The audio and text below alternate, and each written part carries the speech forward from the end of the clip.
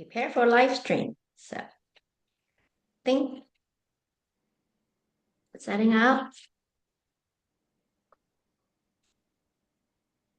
Okay. I think we're good. Good morning, good evening, depends where you are. I'm Irene Wong, a ballroom dancer for 18 years. I'm also a owner for Everything Ballroom, a shop for all ballroom dancer needs. Our goal is to help ballroom dancers to have a wonderful journey. If you like what we're doing, please give us a thumbs up and subscribe to our channel, Everything Ballroom.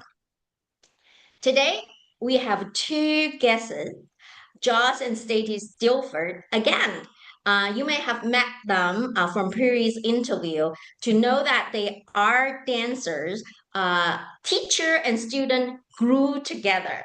Josh teaches right out of his home studio, the dance manner, and his wife Stacy is an enneagram coach who helped Josh with his students' drama, etc. So we know how important it is in a partnerships, mindset in a ballroom dancing in the competition, especially. So today we'll have the part two with them and especially zoom in what Stacy do around the enneagram coaching and how it helps our ballroom dancers. Without further ado, let's welcome our guests today, Josh and Stacy Tilford. Welcome. Hello. Hi. Hello again. Thank you for joining in your busy schedule. I know that you have two young kids and try to rush from place to faces, and so appreciate your time.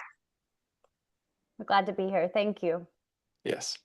Okay, we have seems a little bit delayed, so the audience needs to be a little bit patient about that. So let's start because today we're talking about enneagram coaching. Let's start talking about what is it? What is enneagram coaching? Sure. The Enneagram is a personality typing system. It's quite an old system. When you think about personality typing systems, you might think about things like the DISC or the Myers-Briggs or color systems, or even more simple than that, you might think about, sort of a survey that you do on Facebook or something. But the Enneagram is a system that's been around a very long time and has some roots in both psychology and also in spiritual practice. And so it digs pretty deep in understanding who we are as human beings, our patterns of thought, our patterns of behavior, even our patterns of movement in our bodies. And so there are 9 dominant types in the Enneagram. And when I use it, I first help people to understand what their dominant type is in the system, and then figure out how I can help them achieve whatever goals they may have in using the system. So sometimes people's goals are personal development. Sometimes their goals are work development. Sometimes it's relationship. And sometimes it's related to movement and partnership. And so it applies in all those settings. And it's been a great tool. I've used it myself for 25 years as a path of self-understanding and growth and relationship, and in work and relation and colleagues and with my colleagues and things like that. So it's a great system.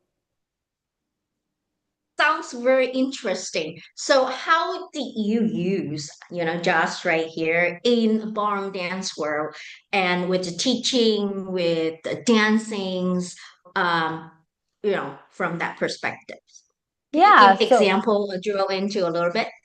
Sure. And so early on in Josh and I's partnership and relationship, Josh asked me to do a typing process. So understanding the personality types, what they call the dominant personality type in the Enneagram system, with his students who are willing and open to it, because whenever he was introduced to it, I think he found it pretty useful in understanding himself. And so some of his students were interested in understanding it. And so I took them all through a typing interview to understand what their dominant type was in the system. And then Josh and I then sat down with his student And we talked a little bit about, I sort of educated Josh on that particular personality type. They shared their experience and kind of unearthed some of their common thought patterns, some of their common feelings and communication styles, kind of what triggers them in communication, what works for them in communication, things that may be helpful for him to know in terms of how they might receive information. And so then Josh kind of took the information and worked with them from there, shared his dominant type with his students. And then they work sort of together in partnership to understand each other's communication styles and common, what would I say? I don't want to say likes and dislikes, but really kind of the things that people really excited, and maybe the things that are really stressful for people. And so they worked together to kind of understand each other in that way, which I think, kind of helped improve communication. And I think Josh can talk about that piece too, but the teaching style as well, knowing the way in which people learn best. The other thing that's really nice about the Enneagram, and then I'll turn it over to Josh to talk about his experience with it, is that it also charts out what we do when we're really stressed. And because competition can be pretty stressful, it's very fun and very exciting, but there's also definitely a stressful element, right, to competition. We kind of charted out different plans for his students based on their dominant personality type, because we do behave differently. We don't all behave the same in stress. There's certain things we need that support us that maybe don't work for other people. So we worked through some of those pieces and came up with some competition plans for his students to support them in those moments of high excitement, but also high stress. So Josh, maybe I don't know if you want to talk about some examples. Sure. Yeah, it was super helpful understanding all of my students. So everybody has obviously their own personality. And so understanding how we work as a team. So, like when I'm stressed, what do I tend to do? And then when they're stressed, how do they tend to communicate? And so learning the pitfalls, learning the traps and the triggers and all those things, like we were able to devise basically a psychological coaching process for each one of my students. And so that way we're speaking the same language when, frustration arises or stress comes in. And so it's super helpful because we can, in the heat of the moment, whether it's in a lesson and they're trying really hard and they're not getting something, and I'm like, oh wait, okay, you need to feel it this way, or you need to think of it potentially this way. So it helps me become a better teacher. And then in the competitions, we're able to kind of have anchors. For example, one of my students, she tends to lose awareness of like her hands and her feet, but she's very aware of her body.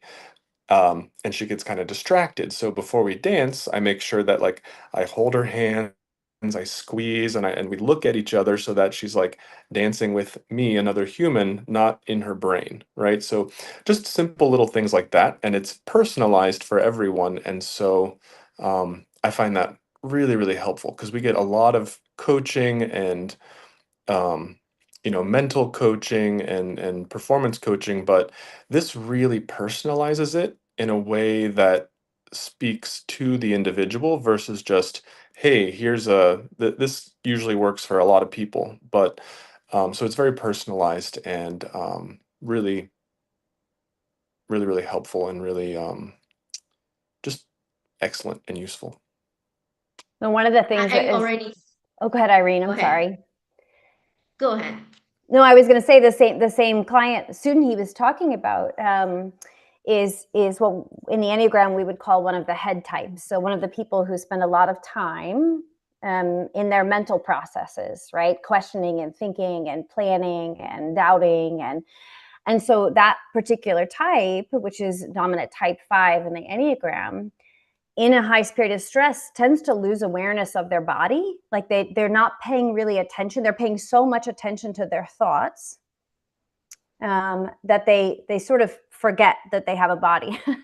And so one of the things that we did that seems really simple is that his client who has this dominant personality type would never eat on competition day, because she would forget the need, basically like what was going on with her body, because she was so in her head about what was going to happen and what could happen, and trying to plan and remember her routines and think through that. So when she came to the floor, she actually didn't have the physical energy to do the dance because she hadn't eaten. And so one of the things that was really simple was just we created a plan where she would get up, and there were certain things that she would eat that would sort of wake up her body, kind of get her out of her head, remind her that she has a body, give herself some fuel and some energy to be able to approach the day. So sometimes it's something as simple as that, and just knowing, knowing where people tend to go, because there's 3 dominant centers in the Enneagram. There's the head types, there's the heart types, so the emotional types, which is really interesting when I'm one of the emotional types, and so is Josh. So that's very fun. Whenever we get stressed, you can imagine what that's like. And then and then there's the body type. So people who work more on instinct, right? And so just sort of even knowing some of that, and knowing kind of where your dominant center is. Are you more someone who's in your head? Are you more someone who relates by emotion and connection? Or are you more someone who relates around your instincts and your body sensations? Even that alone is useful information, and kind of helping know people's primary communication styles, triggers, what really motivates them, things like that. Wow, this is so good. So I'm already thinking me and my husband, head, heart, body, time, instinct. So we are very different.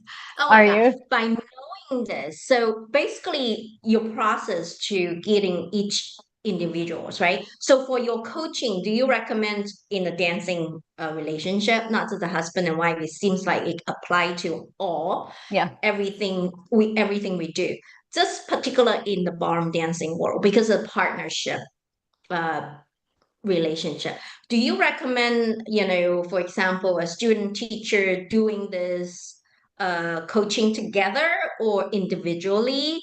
So you go back to your teacher and inform them. What is the best approach from your standpoint when we feel we need help? I heard so many people so stressed, cannot eat, all the things that you talked about. It's happening in front of me, right? Yes. Yeah, I think the process of finding your type in the system and really understanding who you are in the system should be done individually. I think it's sort of a vulnerable thing to kind of dig around and figure out like what really triggers me, and what really motivates me, and what are some of my fears, and what are the things that's a little bit of a vulnerable process. So, and I think it's important that people feel they have that they're not trying to kind of hold anything back, right? Because their teacher's there, or their student is there, or things. So I prefer to introduce the system individually and work through that self-awareness process on an individual level, to hopefully create a sense of comfortability and for people. And then I think moving forward, it's good to work in partnership and to understand each other's types in partnership. Josh, I don't know if you have a perspective on that moving forward, but that's my perspective. Is it should be an individual process until someone is ready to bring it to the partnership. If that makes sense, till they feel comfortable and confident in the system, and they understand and own some of that information, and then they're ready to share that with their partner and work together with their partner to understand their partner's personality type and their own, and how those two things might work together. What do you think, Josh? Yeah, 100%. Definitely do it individually by yourself. That way you'll, because like you said, it's a vulnerable thing, and it's just great to learn just for yourself, like how you react to all this, and then get a little bit of more knowledge about it, kind of work on it in your own life, and then within a few months to a year, you'll be like, okay, I can see how do these two types interact. So like you said, getting feeling safe and secure in the individual sessions, and then bringing it to the partnership, you're going to feel like okay with the information, and like, oh, I'm not a crazy basket head case. Like, I'm this is just a type, and there's millions of people like me, and so it's like, okay. So then you kind of get over yourself, I guess. So then you can come together and work with your either your professional partner, your pro-am partner, your am partner, husband, wife, you name it. Yeah, it's wonderful.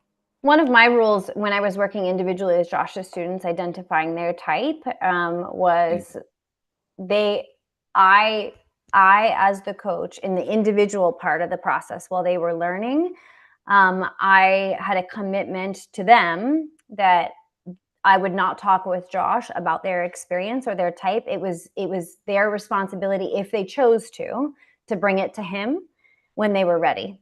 So I may have known the dominant personality type of his student for 2 or 3 or 4 months before they decided that they were ready to share that information with him and work through that process with him. I just think it's an individual process, and I think that people um, should have the right to kind of own that information. And so I as the coach didn't step into that until they sort of invited and said, yes, I'm ready to bring it to the partnership, and I want to see how we can work this system together. Right.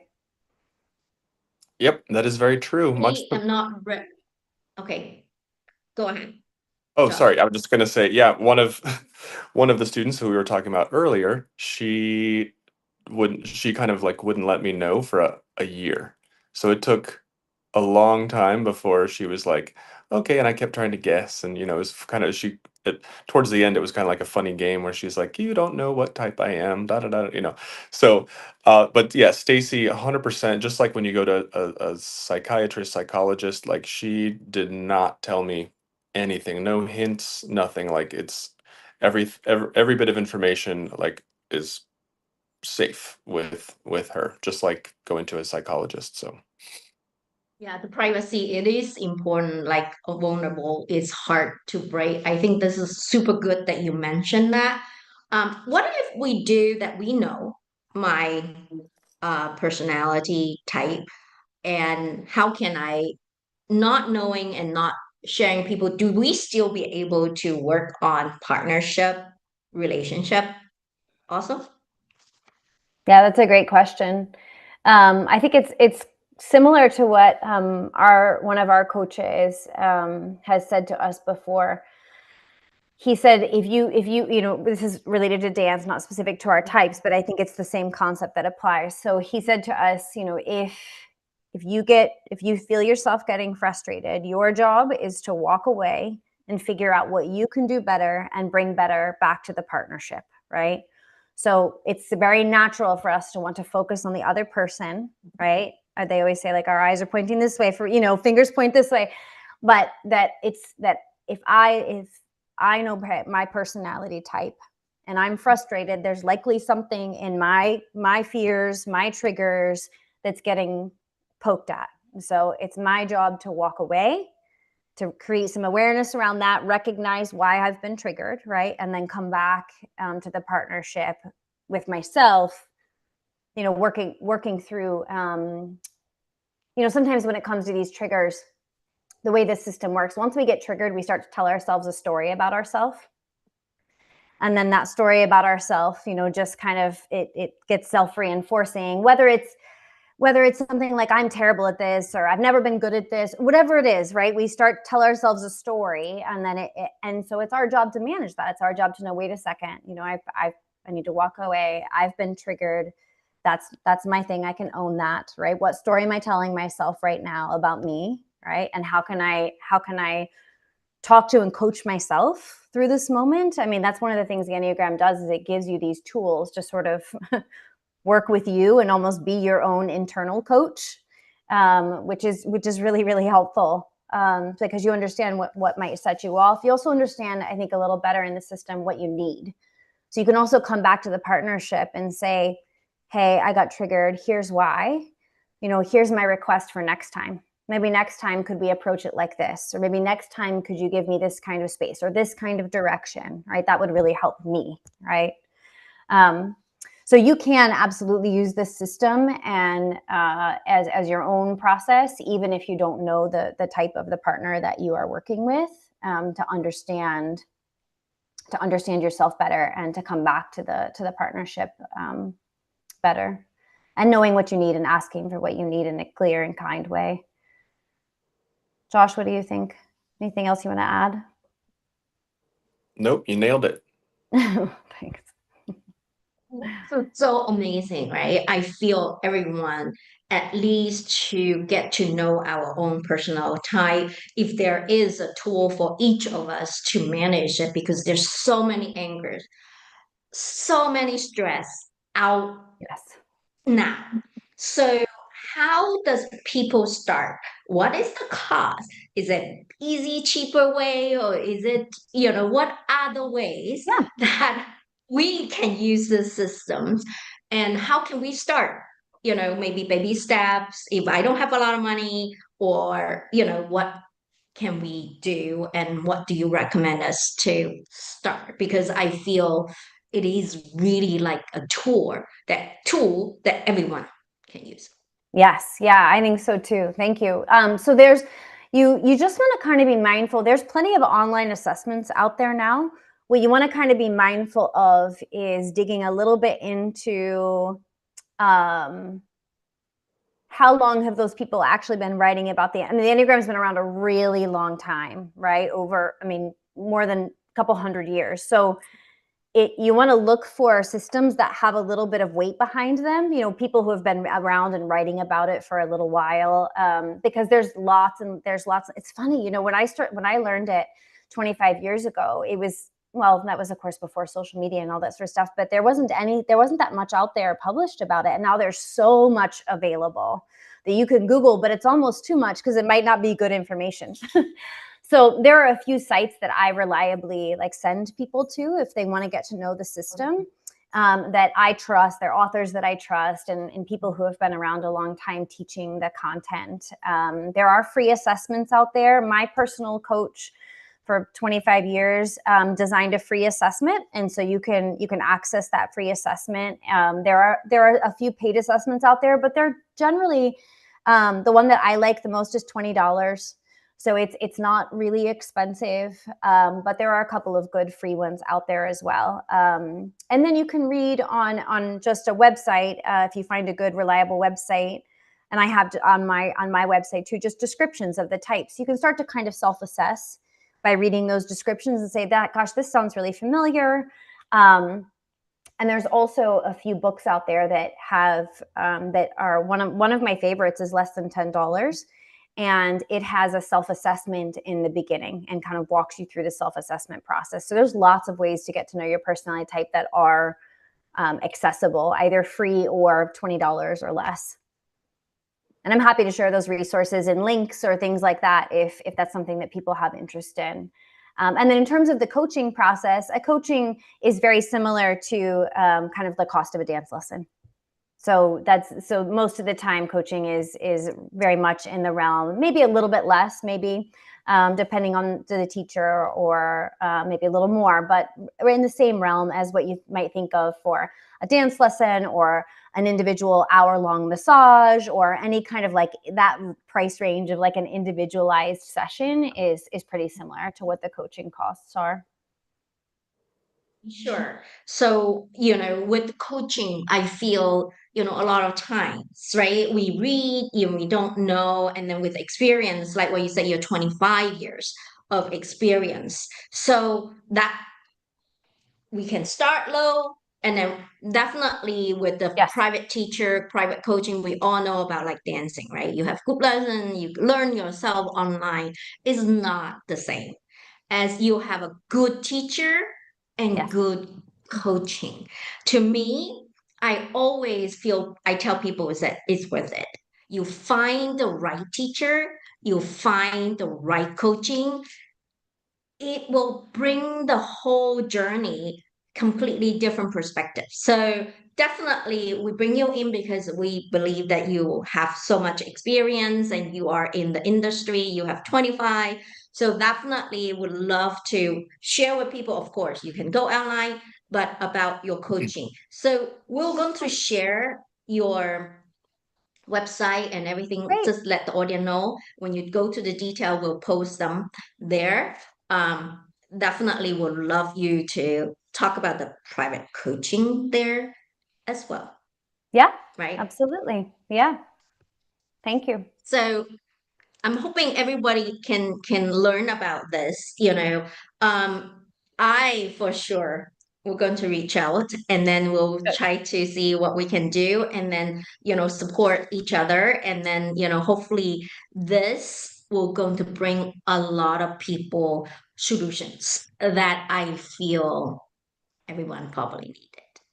Yeah, that's the goal. I mean, dance is such a joyful thing, right? It's such a beautiful thing and a joyful thing, and we're so lucky to be able to do it. And there are these barriers that sometimes stand in our way in terms of our own self-understanding or understanding of each other, right? So even if we can just work to improve our communication with each other and know what the other person needs and how best to speak with them, how best to motivate them, it just opens up, I feel like, the possibility for all the joy that is available to us in dance and in movement, right? And in this beautiful art that we get to do together. So I'm glad you hear that, that the utility of it. I think it's certainly been really useful for us in our personal relationship, in our dance relationship. I mean, there's a lot of ways that it's supported us and Josh's students too. So.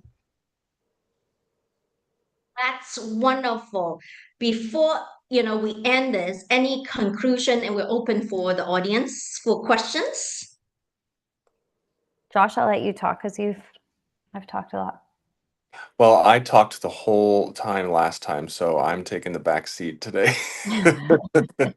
But no, it's just been it's an amazing process. I've been doing this enneagram work since I met Stacy, so about 11 years ago.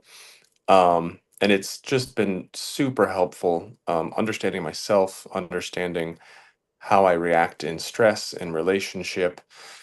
Um, yeah, I'm so glad to um, be a part of it and understand, understanding ourselves first and foremost is just it's so important. Like it's one of the most important things you'll ever do is understand your motivations, why you are the way that you are. Like the Enneagram doesn't uh, put you in a box, it tells you how to get out of it.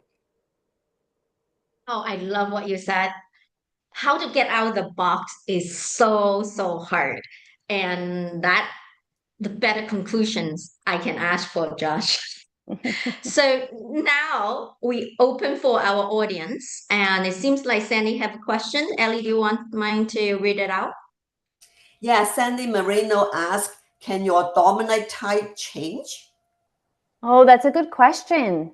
A lot of people have that question. So our dominant type doesn't change. This is what I always say. It doesn't change because our dominant type is established pretty early in our experience. So our dominant type is thought to be a combination of nature and nurture, right? So there's some element of us that comes into the world the way that we are, and then there's the way we're raised, right?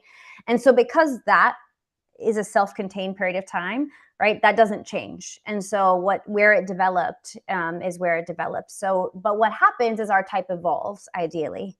So if my dominant type is type 2, and so my dominant type 2 does not look the same now at my age as it did 20 years ago. So it evolves, right? We grow. Ideally, we become more integrated in the system. We get less stuck. We don't stay in the box as often, right? We work with our patterns and we figure out ways to become more flexible.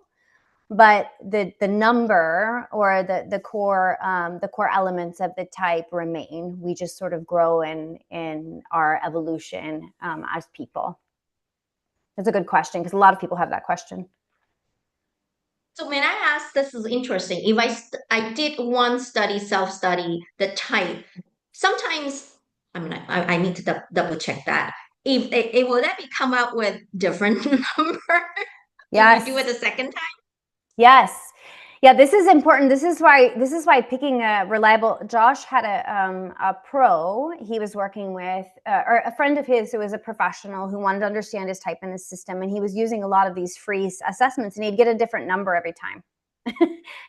And that's because it just wasn't that reliable of an assessment. That doesn't actually mean that his type is variable. It just means that the assessment wasn't reliable. So that's why it's important to find an assessment that is pretty reliable. One thing that's great about the Enneagram, though, even the online assessments, it doesn't assume, even in the best assessments, right? And the one that I recommend, or a couple that I recommend, every good author, in my opinion, will always give you a top three. There are 9, and they will give you a top 3. And they'll say, basically, okay, we've filtered out 6 of them. You've scored pretty low in 6 of them.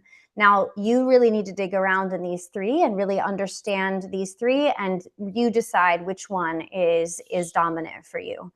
So it sort of respects that process, that understanding that an online assessment is good and it's a good start, but it's not the whole story. Like, it can't know everything about you in 30 minutes or however long it takes you to take the online assessment.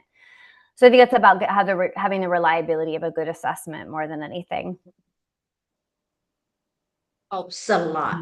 Thank you so much. Yeah, you're And welcome. I don't think, we have any more questions. Again, we will put some of the information you talked about in our detail, including your contact for more. I'm sure a lot of people can get so much benefit from this.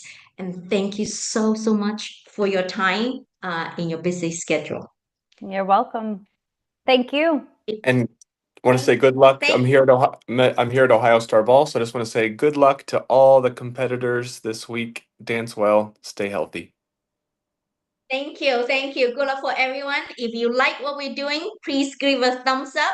If you have any other topics you want to hear about, please write to us in our comment. Thank you and have a good night. Bye. Bye.